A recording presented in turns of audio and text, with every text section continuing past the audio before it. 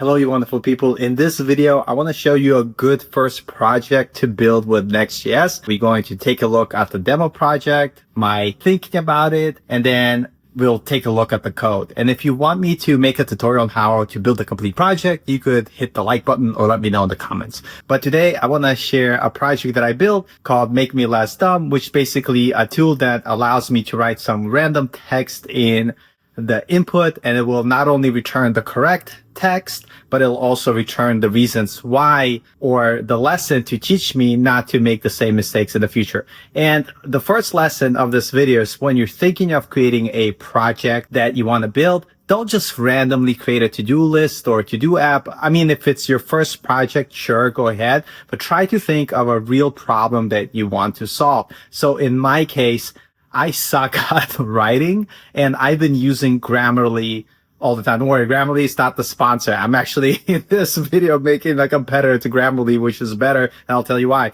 The reason with Grammarly, it fixes your mistakes, but it doesn't tell you why, so you still don't learn anything. So Grammarly doesn't make you smarter. It just fixes your text, but you're still as dumb as you were like a few minutes before you used it. And so I wanted to create an app that I could use where I add the text that I mess up, make a mistake, and with the help of AI, it's going to correct the text, but more importantly, give me a lesson or an analysis of what mistakes I made. And so that's the project I built, and that's what I'm going to share with you. Rather than me talking here, let's jump right into it and take a look into the code. So first, let's take a look at the demo. It's called Make Me Sound Less Dumb. Very simple form here. What we're going to do is write a message or an email. I'm going to pretend there's somebody that owes me money, and I want to get it back from them. I'm going to purposely make a lot of mistakes. Hey, John, I am wondering about the rent that is owed. It seems you forgot to pay me. If you do not pay me the rent, I am going to call the police and they will get you. So obviously there's lots of mistakes here. So I'm going to go ahead and click improve my text. It's going to do its thing. And once it's done, you could see that I have my improved text. You could see the original text. As you can see, the improved text is much nicer. Dear John, I hope this message finds you well. I'm writing to inquire about the rent payment that appears to be outstanding. It seems that there may have been an oversight as I have not received the payment. If the rent is not sent promptly, I will have no choice but to involve the authorities to resolve the matter. Thank you for your immediate attention to the issue. Best regards. And notice this is way more improved. And what's even cooler is that here we have our little kind of lesson for us to kind of think of this. And so it says the original text was informal, contained several spelling errors, and conveyed a confrontational tone. The improved text addressed these issues by adopting a more professional and courteous approach. And what's cool about this, once this is done, I actually have this saved to my Strapi backend in history. So let me open this, and notice we have the original text, the improved text, and then we have the analysis. And the reason why I'm saving this to the database is because I want to, over time, have the history in my writing, and I want to create additional feature which will analyze, let's say, a past week of all my content that I try to create and try to create an analysis of have I been improving, have I not been. Not something that I'm going to show in this tutorial or this video, but I just want to show you it's a start. So the basic features that we have our form that will take in our content. It's going to fire some sort of magic that we're going to talk about it. After it's done, it's going to return the improved text and the analysis with the lesson, and then it's going to save it to my backend into Strapi. Before I'll show you how I thought about this app, what technologies am I using? Well, I'm going to be using Next.js. I believe Next.js is an amazing framework. I particularly love React, and Next.js is so popular, so many resources. So if you're a new beginner developer and you're learning things and you're jumping to React, of course, you could just React with Vite and then use React Router 7 or some other library. But honestly, Next.js solves so many things, and you can't go wrong with using it. To make a call to our OpenAI to run the analysis on the text or to improve in text, we're actually using Vercel's AI SDK. So in this tutorial, we're learning how to make a call to an external API to get something useful done, and more importantly, to save our data for later, instead of taking a look at how to set up our own database and let's say using Drizzle or Prisma, we took the easy way and we're using Strapi, which is a headless CMS that allows you to easily create a backend for your front end with a simple command. And that's what you saw here when I was showing the history and saving to our database. Front end, I love Chadcn UI. It's a great library to get started with Tailwind React components. So with that being said, let's take a look how I thought about this project. So I wanted to think of a great first project to build as a beginner, and what are some of the things that I wanted people to focus on? Well, it's basically using a front-end library, making a call to external API, but more importantly, I wanted to solve an issue that I had. And for me, it's to build an app that helps me improve my writing. And what I wanted to do, not only fix my writing, but actually show me the analysis to help me become a better writer instead of just fixing the thing to me. I don't want me to give you a fish. I want you to teach me how to fish. I guess that's the saying. And so learning goals is basically how to create a basic Next.js project, how to create and submit forms using server actions. There are many different patterns, but I went with the simplest one.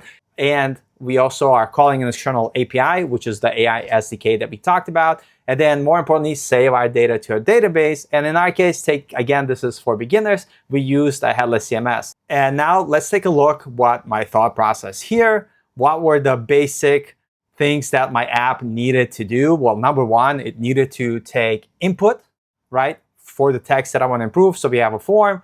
Then after the text was improved, we want to show that to the user. So we had a text field which shows the output. But more importantly, we also wanted to return a lesson. So we wanted to make sure that we're getting that lesson from our API response and showing it to the user. And then once we have the original text, improved text, the lesson, let's save it to a history so we could use it in other interesting ways in the future. And so the way I thought about this from the most basic sense, and what I encourage everybody to do before you start kind of building your or coding your application is create a diagram. I'm not a diagram pro, and the point is it's not so much following the diagram, whatever, I forgot what it's called, proper way you model stuff. The idea is just take your idea that you have and try to formalize it in a diagram in a way that it helps you to kind of think through what are the steps that you're going to take. So in our case, our front end will have a form where we're going to put in the text that we want to improve.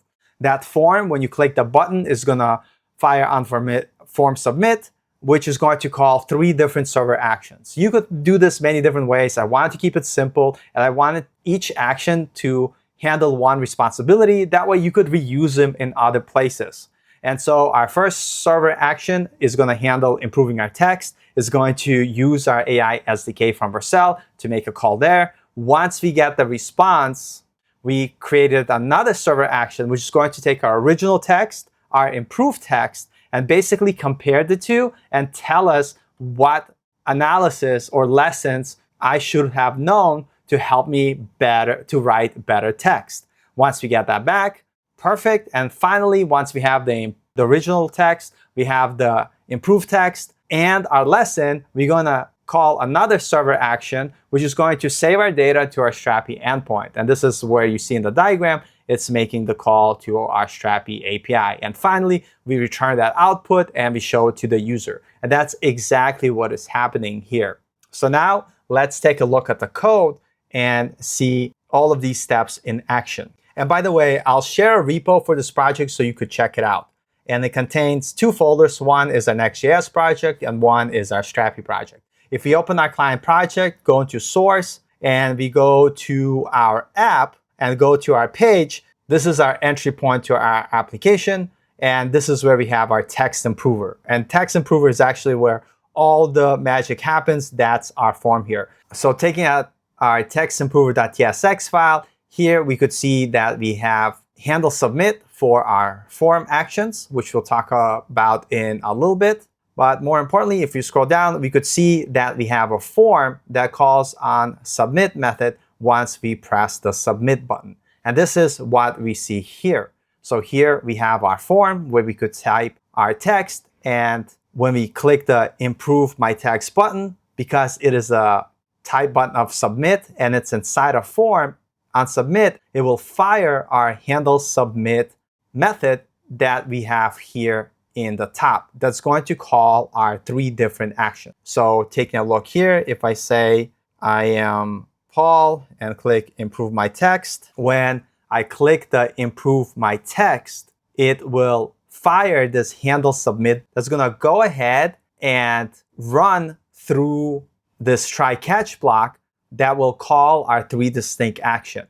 Improve text action is responsible for sending our original text to our AI SDK using OpenAI and return the improved text. Our second action is going to analyze the text and return the analysis. And our third action, save history action, will take the original text, the analysis, and the result and save them to Strapi. By the way, I could have done this a little bit better just in case that fails to throw an appropriate error, but I still think it's going to get covered by this try and catch. Again, this is a beginner project, so very, very simple. And now let's take a look at our different actions. In our front-end project, if you go to data, I have a folder called action, and this has the 3 distinct actions that we're going to call. Now, because we're using AI SDK from Vercel, and I am leveraging OpenAI, and for that, you need to have OpenAPI key, and this is what I'm setting here. You could actually use this with a local model if you wanted to, but I wanted to keep it simple just in case if you wanted to try this, you could go ahead and do it. I'm setting the model to be GPT-4o to give the best results. And once I instantiate my OpenAI, I'm able to use it. Inside the improved text action, which is the first one that runs, I have a basic prompt that says, hey, you're a professional editor. Please make this sound more professional. Correct any of my mistakes. Once this action is run, it's going to go ahead and return the improved text. And this is what we see here. So the first action within our form submit function will call the AI SDK, get the improved text, and return it. Once we have the improved text, we run our analyze text action here. If we take a look at our actions, this is the one that will take the original text, the improved text, and is going to pass another prompt that will basically ask for the analysis. You are a professional editor who improves text to make it sound more professional. Please analyze the following and provide a detailed analysis of changes made to the original text. And here I'm passing the original text and the improved text, so it has it for context. That's going to go ahead and return the analysis. Once I have the analysis, I do the final call to the final action, which is save to history, which is going to call our Strapi endpoint and write that data to our database. So if you take a look at our final action, here I'm taking the original text, the improved text, the analysis, and I'm using Strapi Client SDK to make it easier, and I'm saving the items in the histories collection type. This is the histories collection type. This is where the data is being saved, and I'm passing the data that I want to save and return it. And that's the general idea how this application works. So fairly straightforward and fairly simple. So what we have here, we have our text improver component that has a form submit. The form submit takes the input from our form. And once we click the submit button, it's going to go ahead and trigger handle submit function, which is going to use our 3 different services that we have: improve text action, analyze text action, and save to history. And it's going to show the results in the result tab. And once we get our analysis, it's going to go ahead and show it in this markdown text component. Because I'm returning it as a markdown document, we're using a simple library from React Markdown to parse that markdown so it looks human readable. And that's exactly what we see here. So very basic application, not too much crazy stuff. But more importantly, what I wanted to show you, I know I blabbered way too much, is that when you're thinking of an application, think of a real use case that you want to solve. Before you code it out, go ahead and create a little diagram. The reason for thinking through these problems, and I'm going to show you this as a bonus because this is so silly to me, is that when you have a diagram, you could take this diagram like so, and you could take a picture of it. Using an app like Zero, for instance, if you're not quite sure how to get started, you could actually go ahead and say, create an app based on this diagram. And you could go ahead and select that image that we architect, click open, and click do something. And I'm not saying that you should rely on AI tools. I actually think you should learn the basics of coding, understand what you're looking for, but using AI tools could be a great way to kind of see the things that AI recommends and kind of get some ideas of how to or where to get started. And AI will not produce the best code, but it'll be okay that you could use for learning purposes. And the reason why I wanted to show this is because if you can think through your project like we're doing here, you're literally taking a role of being like a project designer, product creator, or developer architect. I don't know what the proper term is, but if you start to think in systems and being able to create these diagrams to help you think through how your app could function, what you're doing is you're defining steps that you can use to build your project yourself, and you could test your diagram or your thought process by passing it to a tool like V0 and having it kind of generate something for you. And here it went ahead and created a very simple kind of project for me. And you could take a look through the code and see and get some ideas. What I encourage you though is to try to build it first, but if you get stuck, now you know that you could pass the diagram and you could create something that you could use as a reference to help you learn. But with that being said, there is no substitute to learning to code and doing the hard work. AI tools are here not to take away your job, but to make your job a little bit easier. But you still, at the end of the day, have to understand what your code is doing. So it's okay to use AI tools, but make sure that every code that AI tool generates, you understand what it does. And if you don't, have a conversation with your AI, tell you to explain all those things. We're living in an amazing world where knowledge is no longer hidden behind a paywall. Like, so much of it is freely available that you can find so many resources to continue learning and to improve. Hey, you wonderful people. I hope you enjoyed this video. Again, if you want me to make a full tutorial of how I build this, just like the video or let me know in the comment. And with enough comments, I'll know there's interest for it and I'll go and make that tutorial. But with that being said, thanks so much and I'll see you in the next video.